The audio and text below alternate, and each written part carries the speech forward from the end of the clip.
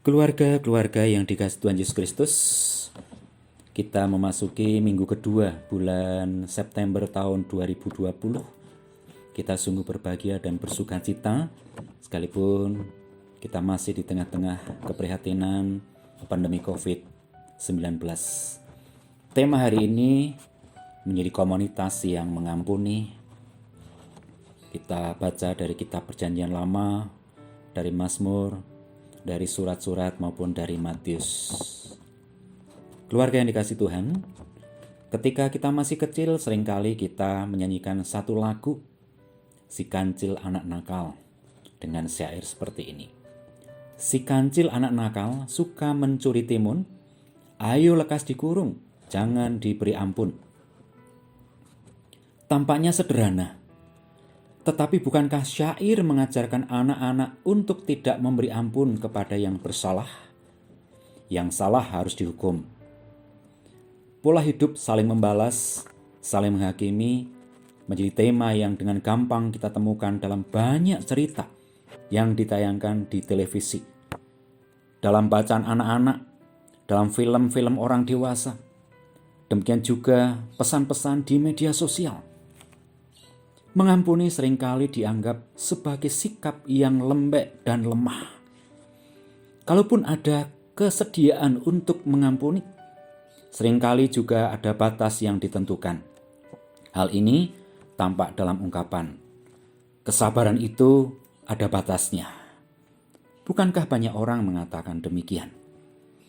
Ungkapan ini berpangkal pada pandangan bahwa kesabaran dan mengampuni merupakan kelonggaran atau kebaikan hati yang saya berikan kepada orang yang telah melakukan kesalahan, yang telah merugikan maupun menyakiti hati kita. Karena saya ini manusia yang terbatas, tidak sempurna, maka pengampunan yang bisa saya berikan pun terbatas pula. Sayalah yang menentukan waktu bersabar, dan waktunya tidak lagi bisa bersabar. Waktunya mengampuni dan waktunya tidak bisa mengampuni lagi. Keluarga yang dikasihi Tuhan Yesus, bacaan Injil pada hari ini merupakan ajaran Tuhan Yesus sendiri tentang bagaimana hakikat sebuah pengampunan. Mengampuni orang yang bersalah itu semestinya tidak ada batasan. Ajaran Tuhan Yesus ini memberikan perspektif baru atau pandangan baru bagi para murid pada waktu itu. Terlebih, sering ada ungkapan bahwa kesabaran ada batasnya. Hal inilah yang ditanyakan Petrus kepada Tuhan Yesus. Petrus bertanya demikian, Tuhan, sampai berapa kali aku harus mengampuni saudaraku jika ia berbuat dosa terhadap aku? Apakah kalau kesalahannya berkali-kali harus diampuni terus? Ya, pertanyaan ini sangat wajar ditanyakan oleh Petrus kepada Tuhan Yesus.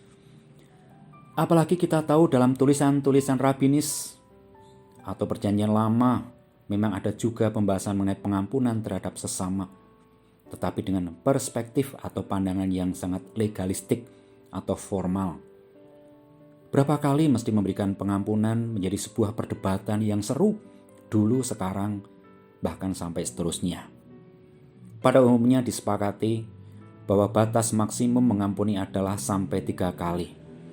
Kalau orang berbuat salah, sampai 4 kali. Dia tidak lagi berhak untuk menerima pengampunan. Keluarga yang dikasihi Tuhan, kesimpulan itu mengacu pada firman Tuhan yang ditulis di dalam Amos. Demikian. Karena 3 perbuatan jahat damsyik, bahkan 4, aku tidak akan menarik kembali keputusanku. Karena itu, ketika Petrus menyebut angka 7 sebagai batas maksimum, tentu dia merasa lebih baik dan yakin pasti akan dipuji dan diterima oleh Tuhan Yesus Kristus. Namun, jawaban Yesus sangat mengejutkan dan di luar dugaan Petrus. Tuhan berkata, bukan 7 kali, tetapi 70 kali 7 kali. Yang maknanya bahwa pengampunan itu tanpa batas. Keluarga yang dikasihi Tuhan, untuk menjelaskan ajarannya tersebut, Tuhan Yesus menyampaikan perumpamaan tentang hamba yang tidak mau mengampuni. Di dalam Injil Matius tadi dikisahkan dalam sebuah perumpamaan tersebut ada seorang hamba yang memiliki hutang yang sangat besar. Tampaknya hamba itu bukan hamba biasa, melainkan mungkin pemimpin dari hamba-hamba yang lain. Hamba itu mempunyai hutang 10.000 talenta, jumlah yang sangat banyak sekali, jumlah yang fantastis. Dan menurut ahli sejarah Flavius Josephus, 1 talenta pada zaman Yesus senilai sekitar 10.000 dinar. Sumber lain menyebutkan sebagai 6.000 dinar. Artinya jumlah itu sebesar 100 juta dinar. Padahal 1 dinar adalah upah buruh sehari. Keluarga bisa nanti melihat di Injil Matius bab 20 atau biaya hidup rata-rata sehari di dalam Injil Lukas 10 ayat 35. Maka untuk melunasi hutangnya, hamba itu harus bekerja selama 100 juta hari atau sekitar 273 tahun. Wah, luar biasa. Artinya hamba itu selamanya tidak mungkin bisa melunasi hutangnya. Walaupun semua apa yang dia miliki dijual, harta, istri, anak-anak, budak, untuk membayar hutangnya tidak mungkin bisa lunas. Sebagai akibat, maka dia beserta anak dan istrinya harus dipenjara. Mendengar vonis raja, hamba ini bersujud mohon belas kasih, dan rupanya hati seorang raja tergerak sehingga dia menghapuskan seluruh hutang hamba itu. Nah, sebuah anugerah yang sangat besar dan tidak ternilai, bahkan tidak terbayangkan sebelumnya oleh hamba tadi. Kemurahan raja tidak bisa diselami, sulit diterima dengan akal dan pikiran manusia. Namun, ketika hamba itu keluar dari ruang pengadilan, dia bertemu dengan seorang teman yang mempunyai hutang kepadanya. Hutang temannya itu tidak sebanding dengan hutangnya kepada raja. Dikatakan dalam Injil Matius bahwa hutang temannya itu 100 dinar. Tetapi sikap orang yang sudah mendapatkan kemurahan hati dari raja ini keras kepala. Dia memaksa temannya untuk melunasi hutangnya. Dan ketika temannya sujud dan meminta tenggang waktu untuk dapat melunasi hutangnya, hamba itu menolak, bahkan mencekik kawannya, melakukan kekerasan tanpa belas kasih. Nah, keluarga yang dikasihi Tuhan, teman-teman yang lain yang melihat dan mengetahui peristiwa itu sangat prihatin dan sedih. Maka mereka melaporkan kepada raja. Dan ketika raja mendengar laporan itu, raja sangat marah. Hamba yang sudah diberikan anugerah pengampunan dipanggil kembali oleh raja. Raja mengatakan, "Hai hamba yang jahat, seluruh hutangmu telah kuhapuskan karena engkau memohonnya kepadaku. Bukankah engkau pun harus mengasihani kawanmu seperti aku telah mengasihani engkau?" Sang raja akhirnya membatalkan kemurahan hati. Hamba itu dipenjara sampai hutangnya lunas. Nah, perumpamaan ini tentu sangat kaya makna. Sang raja menjadi gambaran Allah. Hamba yang punya hutang pada sang raja dalam jumlah yang sangat besar itu adalah gambaran kita sebagai manusia yang penuh dengan dosa. Kita manusia pendosa. Kita manusia yang punya kecenderungan berbuat dosa. Kita punya kecenderungan untuk tidak setia kepada Allah. Kadangkala kita merendahkan Allah. Sesama hamba tadi menyimbolkan sesama manusia, dan hutang adalah gambaran dari dosa. Teman-teman hamba itu adalah mereka yang memiliki kepekaan sosial dan moral yang tinggi. Kepekaan inilah yang mendorong mereka untuk berani bersuara, mengungkapkan ketidakberesan, kekerasan, ketidakadilan, dan menyampaikannya kepada yang berwenang. Di ayat yang ke-31. Keluarga yang dikasihi Tuhan, jawaban Yesus kepada Petrus yang disertai dengan perumpamaan menegaskan bahwa manusia berdosa telah menerima pengampunan dari Allah. maka semestinya harus selalu bersedia untuk mengampuni sesama. Mengampuni bukanlah kelonggaran atau kebaikan hati, tetapi cara atau sikap hidup, gaya hidup.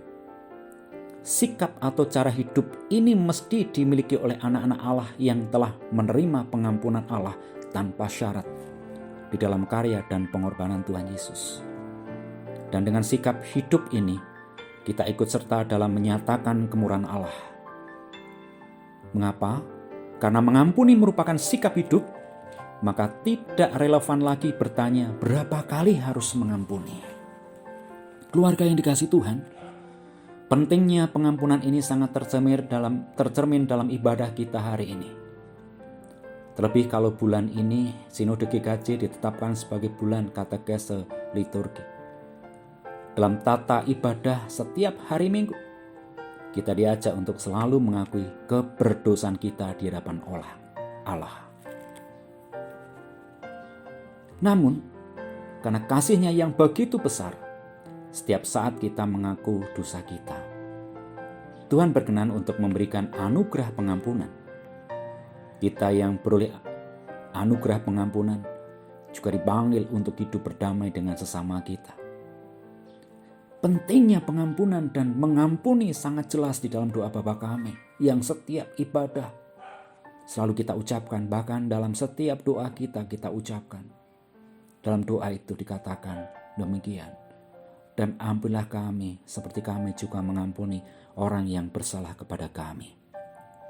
Keluargaku, bukankah doa seperti ini mengungkapkan kesediaan kita untuk bersikap secara imbang dan adil dalam mengembangkan relasi atau hubungan? Ada hubungan timbal balik. Kalau kita ingin diampuni, maka kita juga harus mengampuni. Ada keterkaitan yang erat antara pengampunan manusia dan pengampunan dari Allah. Bahkan mengampuni sesama adalah syarat untuk mendapatkan pengampunan dari Allah. Artinya, orang yang tidak mau mengampuni sama saja dia menutup pintu berkat pengampunan dari Allah. Bukankah kalau kita renungkan perjalanan hidup kita juga tak lepas dari kesalahan, dosa, mendukakan hati Tuhan, mendukakan hati sesama kita, melukai dan menyakiti mereka? Kita seringkali jatuh. Namun, Tuhan senantiasa menyatakan kemurahan. Pengalaman ini juga dirasakan oleh bangsa Israel. Kita tahu bahwa Israel diangkat, dibebaskan, dituntun untuk menuju tanah perjanjian. Kalau Tuhan sedemikian menyatakan kasih-Nya kepada kita dengan karya pengampunan yang tanpa batas, kita pun semua dipanggil untuk mengampuni. Jika kita rela mengampuni, maka kita memperlihatkan gambar Allah yang nyata pada orang yang kita ampuni.